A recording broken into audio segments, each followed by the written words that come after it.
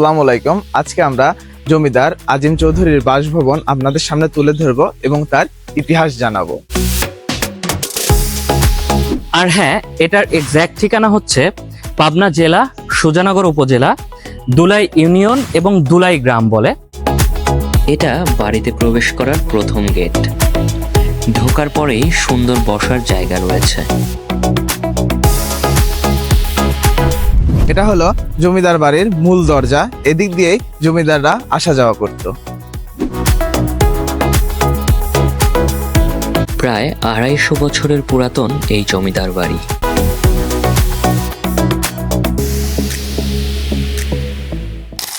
আসসালামু আলাইকুম, আমি আহসান জান চৌধুরী, দুলাই জমিদার বাড়ি, আজিম চৌধুরীর জমিদার বাড়ি, আজিম চৌধুরীর পঞ্চম পুরুষ আমি।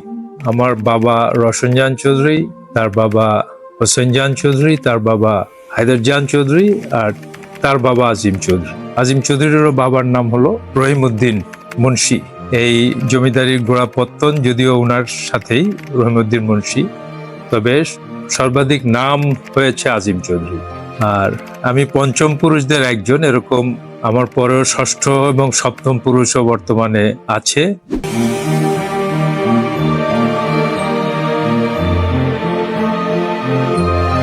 আজিম চৌধুরীর দাদা ছিলেন শরীফউদ্দিন সরকার।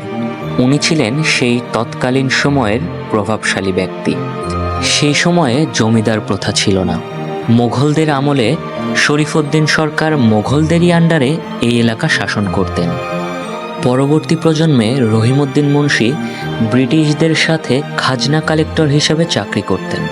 এরপরে রহিমউদ্দিন মুন্সি জমিদারি প্রথা শুরু করেন। তারপরেই আজিম চৌধুরী জমিদারিত্ব পান।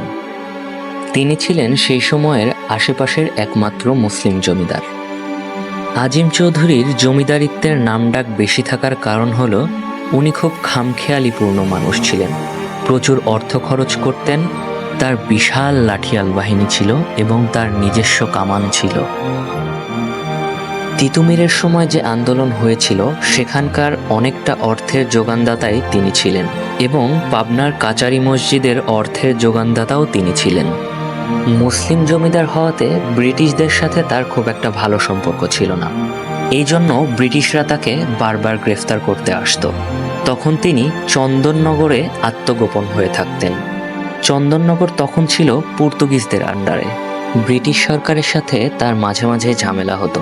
পরবর্তীতে ব্রিটিশ সরকারের সাথে তার একটা সমঝোতা হয়। এরপরেই তিনি দেশে ফিরে আসেন।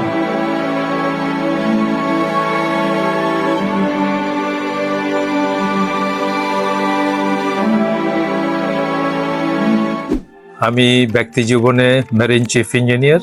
আমার জাহাজের চাকরি জীবন শেষে আমি এই বাড়িটার দেখভালের জন্য এখানে আসি এবং তারপরে আর জাহাজে ফিরে যাওয়া হয়নি। এই বাড়িটার পেছনেই আমার সময় ব্যয় করছি 1995 সাল থেকে। তার আগে এই বাড়িটা প্রায় 100 বছরের উপরে অ্যাবান্ডান বা পরিত্যক্ত সম্পত্তি হিসেবে ছিল।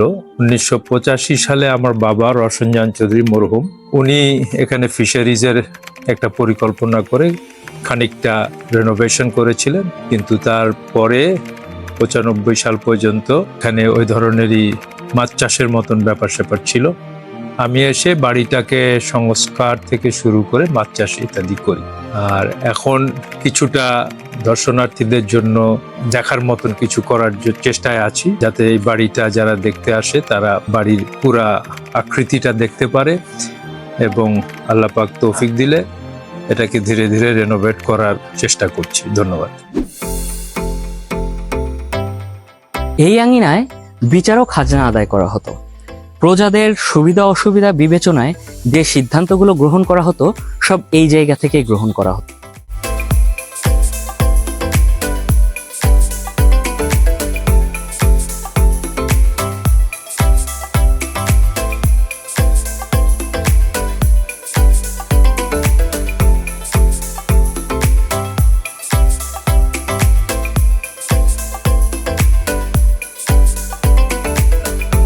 এই কামরাগুলোতে জমিদারের বিবি এবং তার সহচারীরা থাকতেন।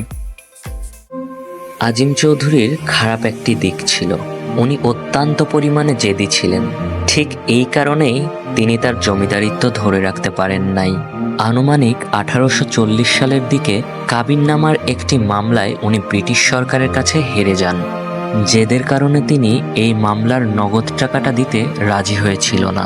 এই কারণে ব্রিটিশ সরকার তার বাড়িটি দখল করে নিলাম করে তাদের টাকা আদায়ের জন্য। এজন্যই আজিম চৌধুরী অভিমান করে এই বাড়িটিতে আর কখনো ফেরত আসেন নাই। এটা হচ্ছে বিবি কি হাম্মাম। এখানে জমিদারের বিবি গোসল করত।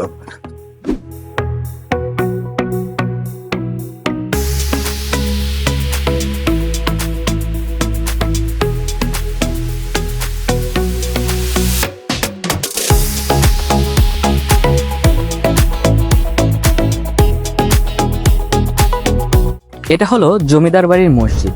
এই মসজিদটি নির্মাণ করা হয় জমিদার বাড়ির সাথেই, আর জমিদাররা এই মসজিদেই নামাজ পড়তেন।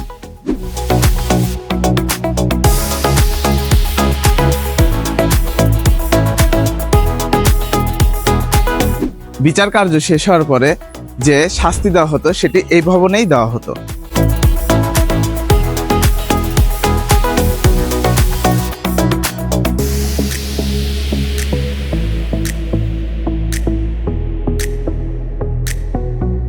স্বাস্থ্যসেবা কেন্দ্রটি নতুন করা হয়েছে এই অঞ্চলের মানুষের সুবিধার্থে। পুরা ভিডিওতে জমিদার আজিম চৌধুরীর যত ইতিহাস আছে আমরা তুলে ধরার চেষ্টা করেছি। ভিডিওটি আপনারা পুরা দেখার জন্য আপনাদেরকে অসংখ্য ধন্যবাদ এবং পরবর্তী ভিডিও দেখার জন্য সবাইকে আমন্ত্রণ রইল।